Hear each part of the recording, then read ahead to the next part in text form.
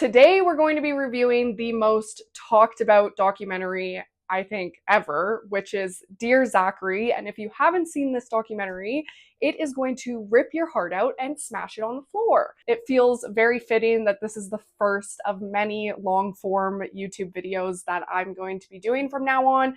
Weekly, I'm going to be talking about documentaries more in depth than what you see on my Instagram and TikTok. Before we get into it, don't forget to hit subscribe so that you don't miss out on the weekly videos. What a better place to do my videos than where I watch documentaries every single day. This is my bedroom, and right where you guys are is a projector that I pulled down. You might have seen it in one of my videos. I sit here all day and I watch documentaries. That's my life. So I felt like it was only fitting that I review them in the same spot. For those of you that haven't seen this documentary, this is your final warning, because this is so much more than a true crime documentary. It goes into love, grief, injustice, and it starts out as one thing and becomes different things multiple times throughout the film. I rewatched this documentary last night to refresh my memory, and I have seen it a few times. I wrote a paper on it while I was in film school, and I cannot believe this story. This is such a unique true crime documentary. It was made in 2008, and I think even to this day, we haven't seen anything quite like it. And that's why people feel so connected to it. Not only is it a crazy story, but it's edited in the most unique way. It manages to deliver exactly what it's trying to get through in such a short amount of time, and it goes very fast. Dear Zachary was created in 2008 by director Kurt Cooney as a piece that was supposed to memorialize his best friend Andrew Bagby, who had been murdered years prior. Once he was talking to somebody who knew Andrew, he realized that there were all these aspects of his life that he didn't know about, and so he wanted to go through all the people who were in Andrew's life and get to know him more on a deeper level and have this piece that was just to memorialize him. But the documentary ends up taking multiple twists and turns into something completely different twice. This documentary is a love letter, a eulogy, and it's a scrapbook of memories that is supposed to be for Andrew's son Zachary, as we find out later in the film. And what starts out as this deeply passionate love letter from friends and family, it turns into an almost unbearable and unwatchable story that is so deeply heartbreaking that you just feel like you're going to explode. I want to talk about how this film is structured because it is so unique. From the moment the film starts, it is so fast-paced. And I must say that it really goes to show how many docuseries nowadays are just completely unnecessary. If you guys have been watching me for a while, you know that I hate docuseries. There are very few of them that I feel work. I think that when Making a Murderer came along and was the big sensation that it was, a lot of people wanted to capitalize off of making longer formatted content that people were going to stick around for hours, if not days, watching these stories unfold. And most of the time, it doesn't work. Most of the time, it feels very, very, very dragged out. This documentary just goes to show that even a film that has so much content, so many interviews, can be compacted effectively into an hour and a half long standalone documentary. From the moment you hit the ground running, it's so fast, but yet it delivers exactly what you need to know. This guy was loved by like hundreds of people. I don't think I've ever seen so many interviews in a documentary as I do in this one. And it just goes so fast. Like you sometimes hear one word from one person and another word from another person. And it is so effective. And to this day, I haven't seen that kind of filmmaking done in true crime especially. This is especially effective in the beginning of the documentary because we hear from his family, friends, ex-girlfriend, colleagues, and you feel like you know Andrew personally. And that's why, as the documentary goes on, it's just that much more painful because you feel like you're involved in this family friend dynamic and feeling the grief that they're feeling. And I think it's also a really good representation of grief itself. Kurt is making this documentary on the fly, and he's also experiencing grief as the documentary goes on. And I think the quick, fast pace cuts are such a good representation of grief. Like, you don't feel it slowly, it happens fast and unexpected. We get to know Andrew Bagby as the film opens, and there are pieces throughout the film where they give more insight into who he was and the kind of person he was. And he was this young man who had all this ambition to become a doctor and had his whole life ahead of him and was loved by everybody in his life. And this evil, monstrous woman comes into his life. I think that she might be one of the most detestable people I've ever seen in my entire life. And I think you could give this woman any kind of editing. I think Kurt Cooney does a really good job of portraying her evilness, but I think you could just put her on camera and she would be the most detestable person you've ever seen. And of course, we're talking about Shirley Turner, who was Andrew's ex-girlfriend. There was quite an age difference between them. She was quite older than he was, already had kids. They mentioned how Andrew felt after his separation from his last girlfriend, Heather.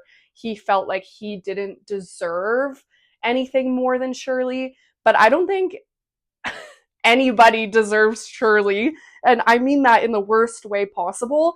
She is like stereotypical psychopath.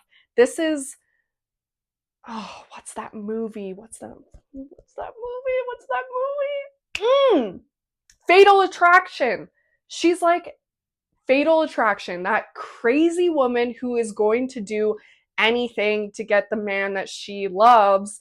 And is it really love? I don't think so. She's literally just psychotic. He was lonely and wanted companionship until he moved away to continue school and realized that he didn't need her, which is when her brain snapped. There's one instance in the documentary where they're talking about a wedding that Andrew brought Shirley to. They mention how Shirley would say the most insane off-the-cuff stuff, like, I guess one girl went over to Andrew during the wedding and asked if he wanted a drink, and Shirley said, "Oh wow, like, really nice of you to hit on the best man." And everybody's like, what? Like, this is the kind of person you're around and you just feel something's off with them. You don't know what it is, but something is not right and you can feel it deep in your gut. And a lot of people in the documentary actually talk about having that experience with Shirley. So when Andrew attempted to break up with Shirley, he put her on a plane ride home, sent her miles away, and what happens? The next morning, she comes and knocks on his door at 5 a.m. saying, "Please, please take me back," or whatever the heck she said to him. And the strangest part about this is that Andrew tells his colleague about this incident, and his colleague says, "This is not normal. If you break up with someone and send them on a plane thousands of miles away and they come back and knock on your door, you need to call the police." Unfortunately, nobody ever saw Andrew alive after that. Andrew was found shot to death shortly after that, and the scene where his parents, Kate and David Bagby, had to identify him is beyond heartbreaking. And the phone calls with Shirley, jaw on the floor. It's so obvious that it was her who did it. The police tracked her cell phone records, knew that she followed Andrew around that day despite saying that she hadn't. She had a gun that matched the gun that killed Andrew, but she said she lost it or gave it to Andrew. Just none of her story adds up. And what does she do? She flees to Canada. And as a Canadian, I am so furious about this documentary. It is such an epic failure on the Canadian justice system. I'm ashamed. I'm just utterly ashamed. This is like disgusting moment after disgusting moment. Everything you hear in this documentary, you're like, what? When they discuss the memorial for Andrew that Shirley attended, her behavior is so unhinged. Crying and wailing during the ceremony, going up to his ex-girlfriend Heather and saying, "Andrew never loved you, never cared about you." This is the behavior of a seriously mentally unwell person. And finally, Shirley is charged with the murder of Andrew Bagby. The end. Just kidding. They let her go. Her own therapist bailed her out of jail while she was his patient. $75,000 he paid to bail her out of jail. I mean, were these people fucking? Like, why the hell would you bail Shirley Turner out of jail for murder unless you were fucking? Once Shirley gets out of jail, she drops a bombshell on the family that she is pregnant with Andrew's child. And obviously, the family, hearing this news, they want to do whatever they can to gain custody over Andrew's child. At this point, the purpose of the film completely shifts. It goes from a memorial piece to a letter to Andrew's son so that he can get to know his father, hence why the film is called Dear Zachary. And just when you think it can't get any worse, Kate and David Bagby have to move to Newfoundland, where Shirley is living, in order to get close to the baby, and they have to pretend to be friends with Shirley, the woman who murdered their son. This is completely unthinkable. I don't think I have ever heard of any other case where something like this happened. Shirley is big, pregnant, manipulative, and evil as hell. And having to listen to the phone calls after Zachary is born between the parents, Kate and David, and Shirley, having to like keep this neutral like friendship with their son's murderer in order to see their grandson is so heartbreaking. I just realized that my microwave died. Did I just say microwave? I just realized that my microphone died. So if you hear a weird change in audio, it's because of that. I'm learning. Things will get better as I go on. This is my first video, so just stick with me, stick with me. You can hear Kate and David's voices breaking as they try to keep their composure on these phone calls with Shirley. They are going through an immense amount of grief, and I think most people, very few people who experience a loved one who's been murdered have to keep some kind of relationship with their murderer. It's just unheard of. I mean, at the end of the film, they say that Shirley is the devil, and I'm not religious, but I wouldn't be surprised. She's one of the most evil people I've ever seen. And to make a family go through this is just insane. We do get these joyful moments in the documentary, and I really like how Kurt broke up the film where you get these really horrible moments of dread, and then he switches into memories of Andrew or memories of when the Bagbys got to have Zachary, like at Christmas. When Shirley got sent back to jail, she was in jail for a couple of months before she got let out again. A killer walks free again. I think because this story is so heavy, this was a really smart decision, because if he just laid out the facts chronologically, I think it would be too much. The film is already too much. It's one thing after another, and just when you think, oh, this is it, oh no, it's not it. So I think to add in, peppered throughout the film, these moments of like really good memories with Andrew, with his uncle or grandparents, the scene where his family in England is talking about how much they loved him, and that's squeezed right in between Shirley coming in and out of jail and the Bagbys having to fight for custody over Zachary and having to keep up this relationship with her. You're getting these pockets of joy, but also sadness. It's very bittersweet, but smart on his part. That was on November 14th, 2002, when Shirley went back to prison and the Bagbys were granted custody of Zachary for a short period of time. And it was almost like, feels like this is the end. Shirley's gonna stay in jail and the Bagbys are gonna get Zachary and he's gonna watch this film and know everything about his father. That's not what happens. Shirley is released again. Judge Welsh. I think she had a crush on Shirley. I don't know. I don't know how anybody could look at this woman and be like, oh, you are completely sane, angel baby. This murder you did was an isolated incident, and you are a doctor. You are Dr. Shirley Turner. I'm sorry, what? This woman shot a man to death in cold blood, and now she's carrying his child around. Lock this bitch up. Despite being charged with murder, despite her record, despite 8 people having restraining orders against her, Shirley walks free and gets to have Zachary back. And Shirley is just getting more crazy, mind you. She has the audacity to ask Kate to get professional help for her uncomfortable feelings about having to have a relationship with Shirley in order to see Zachary. And not only that, it's so obvious that Zachary prefers his grandparents, Kate and David. And so there's all this archival footage from like birthday parties and celebrations, and Shirley is there and Kate has to hang out with Shirley. Disgusting.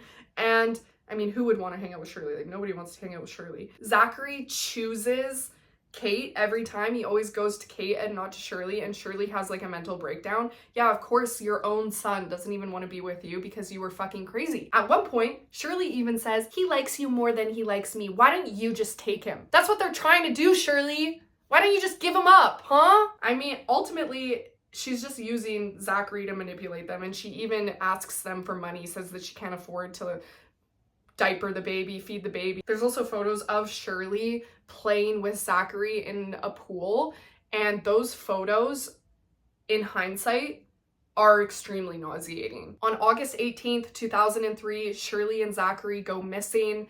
Later, their bodies are discovered on a shore, and once they do an investigation into this, they realize that Shirley had been dating another man who, when this man discovered that Shirley had killed her ex-boyfriend, no longer wanted to date her.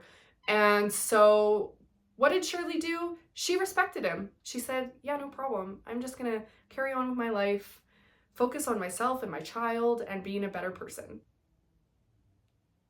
That's not what she did. She didn't do that. She went to this man's house in the middle of the night and left a dirty tampon on his front lawn, called him over 200 times, drugged herself and the baby, and walked into the ocean. Kurt plays this line over and over and over again in the documentary, which is so smart. The judge says, there is no indication of psychological concern or threat to the general public. There is no indication of psychological concern or threat to the general public. I also really like how Kurt took photos of people like Shirley and the judge, and he animated their mouths so that they were talking. It's very condescending and makes them look like idiots, and I thought it was very smart. This is the part in the documentary where you should be sobbing, and if you're not sobbing, you're heartless. The Bagbys have to go and identify Zachary's body, just like they identified Andrew's body just years prior. And the fact that this family had to go through this twice is so... David Bagby talks about how he considered sneaking out in the middle of the night and killing Shirley. And I mean, he's a good man, so obviously he didn't do this, but like, I don't think anybody would have blamed him if he had. She deserved it. You can see the rage and grief in these people's eyes while being interviewed about this. They do scream and curse and just remembering it. And it's so powerful. This was a complete and utter failure on the legal system. They jumped into action right away. They pushed for a law called Zachary's Law, which would mean that people who are accused of serious crimes when a child is involved are not allowed to be let out on bail. That seems like a no-brainer to me. Like, if somebody is accused of murder, I don't think that they should be allowed to have custody of a child. That just seems self-explanatory, and it's crazy to me that we had to get to this place in order to figure that out. So by this point, obviously, we know that Zachary is no longer with us, and the film changes to another purpose, which is that this is now a memorial piece for Kate and David Bagby to realize that they have this community. All the words that were said about their son Andrew are also applicable to them as they raised this young man. And the film is dedicated to them and how they managed to push through probably one of the hardest things that anybody has ever had to go through, and they came out on the other side of it. Dear Zachary is many things. It's a tribute, a horror story, a love story, a tragedy, but most of all, it's a reminder that love is extremely powerful and grief can fuel you, and that some stories, no matter how painful, need to be told. If you've seen Dear Zachary, let me know in the comments below what part stuck with you the most, what you thought about it. Let's have a conversation about it. Remember to hit subscribe so that you don't miss out on more videos like this. Let me know in the comments what other documentaries you'd like me to review, and don't forget to hit follow on TikTok and Instagram at That Documentary Girl so you don't miss out on what's new and all the little hidden gems that I'm finding so that you have something to watch. Thanks for watching, and I'll see you next time.